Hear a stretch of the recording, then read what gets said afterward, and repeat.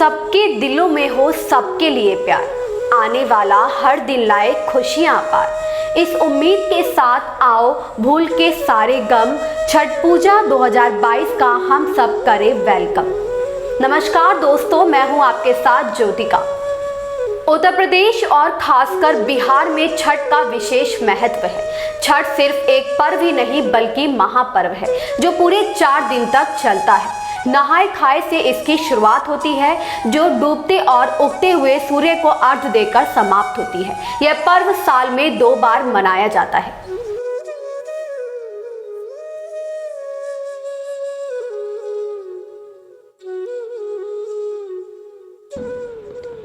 पहली बार चैत्र में और दूसरी बार कार्तिक में। चैत्र शुक्ल पक्ष षष्ठी पर मनाए जाने वाले छठ पर्व को चैती छठ और कार्तिक शुक्ल पक्ष षष्ठी पर मनाए जाने वाले पर्व को कार्तिकी छठ कहा जाता है। पारिवारिक सुख समृद्धि और मनोवांछित फल प्राप्ति के लिए यह पर्व मनाया जाता है। इसका एक अलग ऐतिहासिक महत्व भी है। माता सीता ने भी की थी सूर्य देव की पूजा। छठ पूजा की परंपरा कैसे शुरू हुई, इस संदर्भ में कई कथाएं प्रचलित हैं। एक मान्यता के अनुसार जब राम सीता 14 साल के वनवास के बाद अयोध्या लौटे थे, तब रावण वध के पाप से मुक्त होने के लिए उन्होंने ऋषि मुनियों के आदेश पर राज सूर्य यज्ञ करने का फैसला लिया। पूजा के लिए उन्होंने मुग्दल ऋषि को आमंत्रित किया।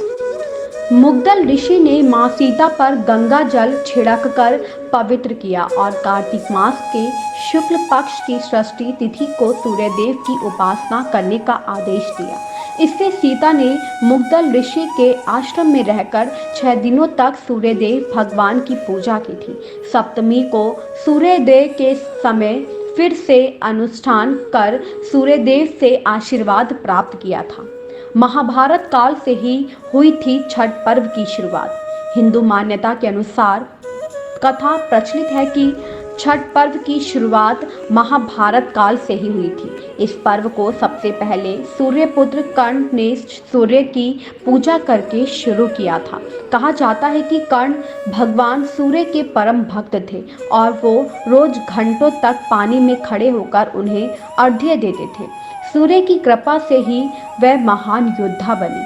आज भी छठ में अर्घ्य दान की यही परंपरा प्रचलित है। द्रौपदी ने भी रखा था छठ व्रत।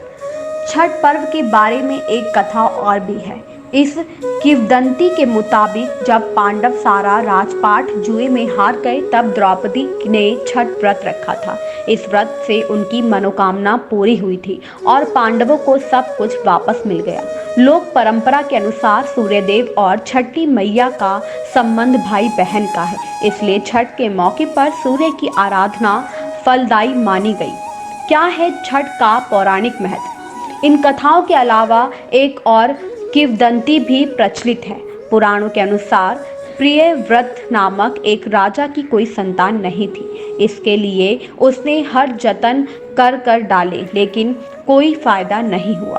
तब उस राजा को संतान प्राप्ति के लिए महर्षि कश्यप ने उसे पुत्रेष्टि यज्ञ करने का परामर्श दिया। यज्ञ के बाद महारानी ने एक पुत्र को जन्म दिया, लेकिन वह मरा पैदा हुआ। राजा के मृत बच्चे की सूचना से पूरे नगर में शोक छा गया। कहा जाता है कि जब राजा मृत बच्चे को दफनाने की तैयारी कर रहे थे, तभी आसमान से एक ज्योतिमय विमान धरती पर उतरा। इसमें बैठी देवी ने कहा, मैं षष्ठी देवी और विश्व के समस्त बालकों की रक्षिका हूँ। इतना कहकर देवी ने शिशु के मृत शरीर को स्पर्श किया, जिससे वह जीवित हो उठा। इसके बाद से ही राजा ने अपने राज्य में यह त्योहार मनाने की घोषणा कर दी।